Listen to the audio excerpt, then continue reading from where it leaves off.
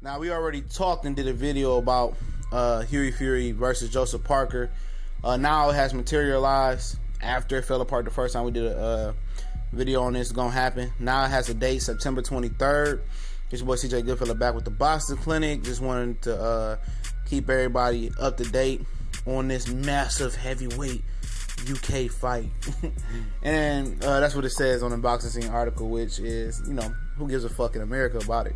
You know, casual wise. Now, as a fight fan and a hardcore boxing fan, you know, this is basically like this is like lions. This is like hanging a slab of fucking meat in a lion's den. You know, pretty much. You know, these two dudes are the weakest guys in the heavyweight division. Parker, the weakest title holder, and Fury, I just don't see where the talent is with him. I don't get it. You know, this is a good fight. Both of these guys are about on the same level, and we'll see who can separate each other. But it's a big fight over there, and that's why, you know, UK fans feel like they taking over boxing. It's not that they more talented. They definitely they are catching up in the talent level department.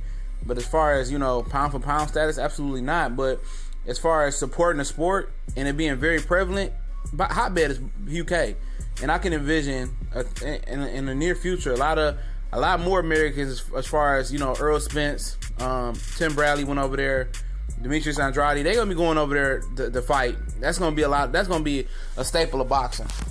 For the simple fact, in America, they killing it. You know, as far as, you know, make you pay for every little fight.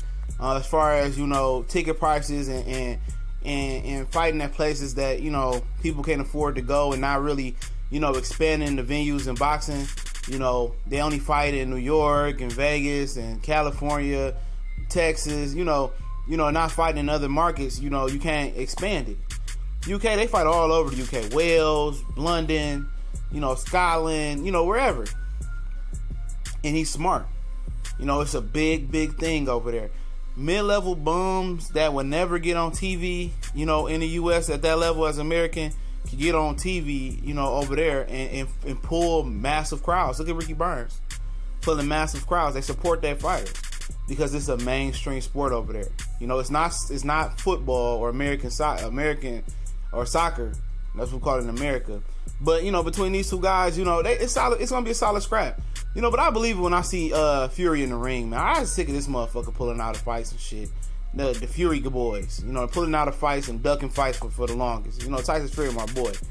You know, and pretty much what happened the first time they were supposed to fight, when, you know, Joesph Parker fought that, I don't know who the fuck, Roddick, whatever, that was terrible. You know, he was terrible. He was supposed to shine in that fight.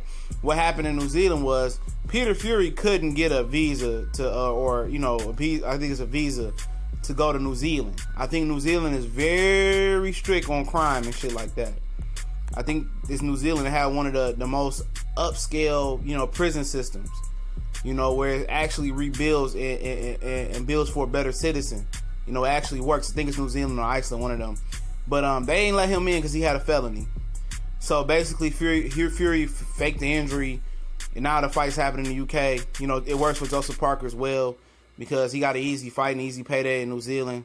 Now he gets to fight in the UK and showcase his skills versus a very beatable opponent.